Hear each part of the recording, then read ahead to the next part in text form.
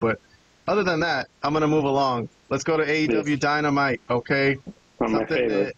I know. We've been talking about how we want to talk about Dynamite less so we could do our retro reviews instead. But 5 minutes is all I want to give to AEW. But for today's show, I'm going to give a bonus 5 minutes because there was something that I thought was actually good and interesting and something worth an extra 5 minutes. So we'll do 5 minutes for this angle, and then afterwards we'll jump to the rest of AEW where we'll just do everything else for 5 minutes. So Kenny Omega and Will Ospreay. All right, let me pull up some images here. It started off very interesting in terms of Will Ospreay coming out and asking Omega for help against the Don Callis family, and Omega brought up old history, like the match when Omega was with the Don Callis family and he hit him with a screwdriver, which I thought was good. I was like, okay, I don't remember that, but good thing they brought it up and good callback, right? Exactly. Exactly. Omega was kind of getting pissed off at Ospreay. I was like, all right, this is good because they're going to have a match eventually. That's not bad. And then that's when Don Callis comes in, and then Omega nowadays, whenever he sees Don Callis, he doesn't even wait. He just runs after him and tries to beat his ass. So this starts a big melee between Don Callis family beating up Omega, and then Ospreay thinks about it, and he does run in and help him. And they fight all over the arena, into the concession stand, and into where, how do you describe it? One of the light beams, or Omega jumped up on what do you call that? Man, I don't even know what you call that. It's just he's just climbing around the arena. And Omega's up there on the thing where they hold the lights on, and then they both do like stereo, but they didn't catch Omega's. Like they caught Ospreay doing a backflip, but like Omega's didn't even make the camera. So they had this crazy double move plan where they were both going to jump on the Don Callis family, and they didn't even get it on camera. You know what I mean? So, all right, Vlad, the question is, was this good? Did this bring back the feeling? Did we get the feeling back when Omega and Ospreay joined forces? The old feeling. You know what that means, Vlad. The feeling from the beginning of AEW. I thought you meant like, did I get diarrhea watching this? What feeling? I don't know. No, look. What this is, it started off really good. I thought when they were first talking, they being Omega and Ospreay, like debating about like the past and whatnot. But to me, it just fell apart because they just couldn't reel themselves in. They had to get these high spots in where, dude, that high spot was insane. Like those guys were waiting for Ospreay 5 minutes before he climbed up there and waiting for him to come back down. It was outrageously stupid looking and dumb, and that's why they always falter. They have a good idea, like a spark of an idea here, like to open the show. Like, okay, we'll have a brawl with these guys. Fine. No, it's also ridiculous that these two guys could take on 5 guys. That's also impossible. But okay, let's just go with it. They're Omega and Ospreay. I believe that. Okay, whatever. I'm not going to even comment on that. But the high spots really killed it for me because they look so stupid and so dumb. And then Omega was like, "You're right, Will. I should have been apologizing to you for what? What the fuck are you talking about, bro?" It made no sense. It just got dumb as it went. So started off good, had potential, but as usual, they couldn't get out of their own way. They're always stepping on their own dick, as some would say, and that's what happened here. That's my opinion of it. Like potential for a good segment, but it just didn't get where it needed to go for me. So what did you think, Aaron? Well, let's see what Robert thought, because before we move on to the rest of Dynamite, I'm going to remind the audience that we have our full review already done in blog form. Me and Vlad and Robert went through every single storyline and said what we thought of it. So we do have Ospreay and Omega coming together against the Don Callis family. And here are our reviews. Let's see. Kahan, me, the Malapert Smark, plus 3 points. I loved it. I thought it was good. I thought it was exciting. I thought it was fun. Vlad, you gave it a half thumbs up, so you were like, okay. half, Yeah, which is he fair. kind of liked it. Yeah, and Robert gave it a thumbs up, so he liked it. Right. But he didn't. He's not gushing over it like I am. I thought it was fun. I thought it was a fun segment. I thought it was cool. I thought it set up Omega and Ospreay for the future, Sure. and that's the most important thing that came out of this. And I think Omega has been pretty serious since he came back. So It's a sad, like I was saying, it's a sad state of affairs when Kenny Omega now is one of my favorite AEW wrestlers. Like, I've also enjoyed a lot of the stuff that he's been doing since he came back, which is, I don't even know what to make of that. It's just a sad state of affairs, bro. I'm looking forward to Kenny Omega. He's been doing everything we want our wrestlers to do. Treat it seriously. There's nothing goofy that he's been doing since he's been back, and it's been exciting. They're trying to throw everything that they got at us, and I don't know. I think that was an interesting idea for them to fight through the concession stand and then back into the arena and then stereo backflips. What more can you do? They tried. Will say that Kenny Omega is a far better wrestler than Ospreay, as far as not so much in ring, because you could debate which one is better because they kind of have a similar style, but just as far as getting stuff clear on the mic. I mean, as bad as Omega was, as bad as he is, he's way better than Ospreay. He's one of the worst. He's just literally talking like he can make sense of it. Okay, let's move on because I know you have other stuff you want to discuss. And I want to go further on this. We do got to get through the rest of Dynamite. So I got some other topics here, Vlad. Here's our choose your topics, whatever you want to talk about from here, and I will do slides behind you. I don't know if you can pull this up on your phone so that you could have it, just so you could look at it. I don't know if you do have it on there, but I texted it to you earlier. You should pull the topics. The topics. Yeah. You should pull up the topics just so that we could have. So I'll go over this while you're pulling that up. The Hurt Syndicate, they dethroned Private Party. So that was a title change, and that was a big deal because Private Party had been pushed to beat the Young Bucks to win those titles.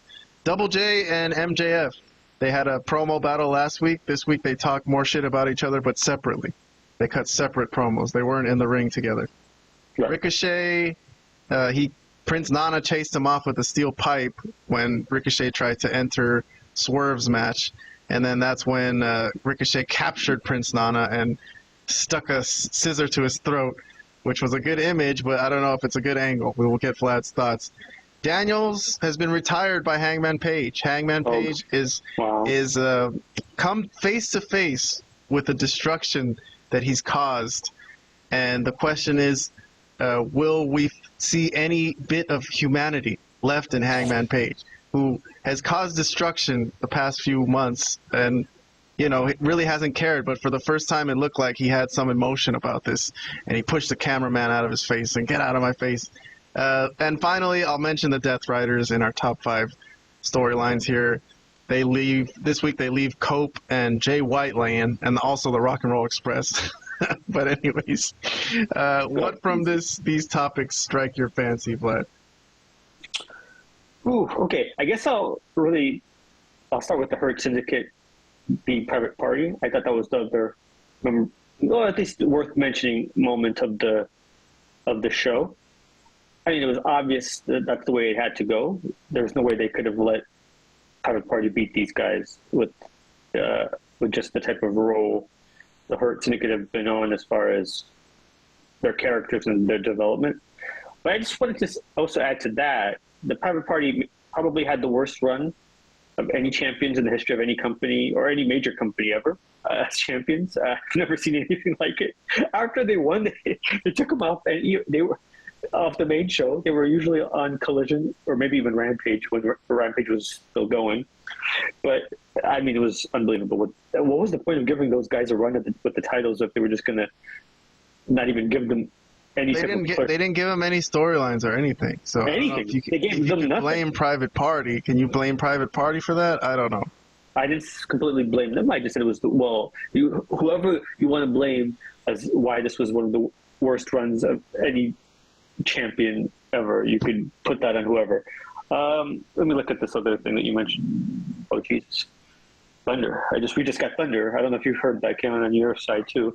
Yeah, I heard it. Nice. Yeah, that was that was crazy. God, We got Double J and MJF talking shit. Was this week an improvement over last week? I thought it was. I thought MJF kind of explained away his weirdness last week, or not MJF, Double J. He explained it away, saying, never get in the mud with someone who's down in the dirt like that. You know what I mean? So he regretted it, but he got a couple shots in it at MJF. Still called him a one-hit wonder. It was an improvement over the previous week, but still not exciting for me to really want to see an angle between these guys and this whole thing. How about Double J with Claudio? Yeah, no, I don't want Double. I don't know. I just don't know this whole stuff with Double J for getting a title run, or this whole angle with him having one last title before he retires. I mean, dude, you're not Brian Daniels. You don't need a title at this point of your career at AEW. I think for him it would be a good story if he just tried and fell short. You know what I mean? I don't think that's that bad. I just don't think I would. If I was booking the show, I wouldn't have made it into an angle or given it as much time as they have.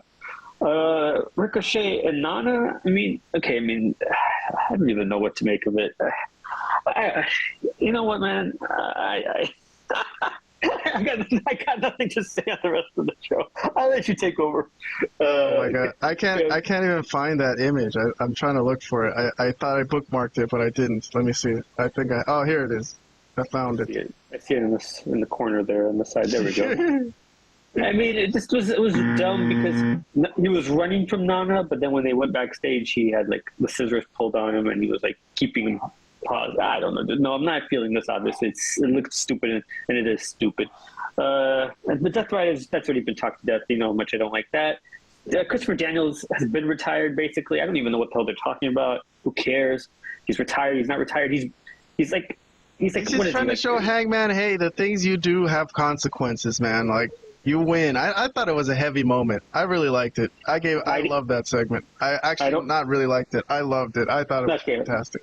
I don't understand what's there to love because nobody cares about this angle. So like, I care about Daniels, bro. Daniels is a legend, man. What the fuck are you talking about, man? Come on, Daniels is not a legend. He is a legend. He was a top guy. He was never a top guy. He was never a top guy. He was a top guy in TNA. And he's a top guy just like Sami Zayn is a top guy. Sami Zayn's never been world champion, but in terms of TNA history, he was up there, man. But I respect Daniels' work. I think it turned out to be a good storyline, him and Hangman Page. So the majority of it was on Collision and not even on the ring show. So, but okay, fair enough. That's whose fault is that for not watching Collision? But anyway, the majority of people that watch wrestling, I guess, blame them. Well, speaking of Collision, Collision is making a cameo appearance on our show today. We got a bonus AEW segment. We already had 5 bonus minutes, but Collision had some interesting stuff on there this time. Yes. I don't have a full review of it yet. My full review of Collision usually comes out on Wednesday morning before Dynamite. I take my time with it and really watch it. But I got 2 minutes bonus for AEW Collision today. Did you watch this segment with Tony Storm and I surely did. Yes. And what's her name? Mariah May. So do you have any thoughts about it? Man. Well, Tony Storm changed back to the original Tony Storm. Right? Or to timeless Tony Storm. She got her ass beat by Mariah. She slapped her twice, and then she started hitting her with the belt. Somehow that awakened her, and that brought the timeless Tony Storm out, which I thought it was going to make more sense than this, honestly. I don't like how it didn't really make sense. I thought it was funny. It was a good exercise in acting for Tony Storm. But I thought maybe that she was faking it, and she would kind of swerve her, but she did strip naked. Well, she did. Didn't she kind of say that she did kind of was swerving because she was acting the whole time as not remembering? I thought that's what she was meant when she said, "I just put on the greatest performance of my life," or whatever the fuck she was saying. Well, what was the point? She didn't get over on her at all. She got her ass kicked. You know, what the fuck was the point of swerving her? It would have made more sense to do this during the match when they have the match. I agree with you. But no, obviously, I don't understand the point of revealing this now. It's fine if that's what you would have done during the match, like you said. To do it on Collision where she just got attacked and she's like, I'm gonna beat you because now I'm timeless Tony Storm again. I've been faking it. I'm a great actress. Look at me. And then she had the whole lipstick smeared on. Like, yeah, that look. It was lipstick, right? It was blood, right? No, great acting. But anyway, great look. She's a great actress, but this is a stupid angle and has been from the word goes. She came back, so I like Tony Storm, but I don't know, man. She's overdoing it with some of this stuff. But okay, I'll leave it at that. What's their names are the Hounds of Hell now. The old House of Black. So I guess that's their new name. They're not the House of Black anymore. How about that Hobbs and Bill parking lot fight? That was interesting. Oh yeah. Well, that was kind of cool. They went through a table. Later in the show, like, dude, that's two big guys going through a guy. Even Big Bill looked a little scared to take that bump. It's not an easy bump. No, I thought you were going to mention Okada coming up to to the Hounds of Hell. He said you bark like a bitch, and then Matthews challenged him to a match, and Okada said no, so Matthews called him a bitch. Yes, and Okada which really hurt Okada because I'm not bitch. I'm no bitch. okay, legitimately that was funny. Like, I may have been hating on Okada for a lot of different things. That shit was funny. You can't. I must say that. Like, there's no way you can. I mean, you have to have a sense of humor in certain times. This was one of those. That was hilarious. But yeah, that's it. I don't think there's collisions worth talking about. One last bit of big news. There was a video package for Hologram, the return of Hologram. No, I missed it. That's all it was. It's this thing. You see it right there? Where has he been? He's been injured. That's it. It was just 1 second. But anyways. I have no comment on that. All right, that's all I got for AEW. Unless you want to talk about Britt Baker. If you don't, then I'll move on to our classic retro stuff. If you want to talk about Britt Baker, you want to put a minute on the clock for Britt Baker? We can. It's up to you. 1 minute. 1 minute. Well, I mean, I'm curious about your thoughts more because I feel like she has been a toxic force in AEW since. Yeah, she sounds like she's AEW's Tessa Blanchard that goes around trying to run roughshod and bully people and say I'm the bitch here. You know what I mean? Yeah, she really got into her head that she's like some top amazing women's wrestler. That just because Tony started liking her and she was friends with Tony Khan and she was friends with Tony Schiavone and I guess that Schiavone has some sway or whatever. I don't even know, but she really started believing her own hype. I mean, she's not really that great in ring wise, like nowhere near the level of some of the really top women's wrestlers. And yeah, she had her moment where she was really over, but it was really just a moment.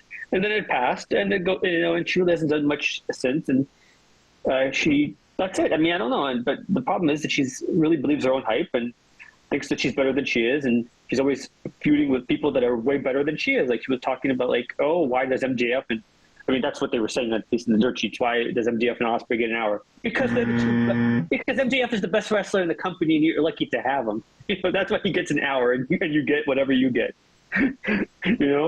That's just that's my thinking on that. I mean, I just think she believed her own hype, and it went to her head, and now she really doesn't have anywhere to wrestle if she really wants to wrestle. Because if AEW is not going to put her on, who the hell is going to put her on, bro?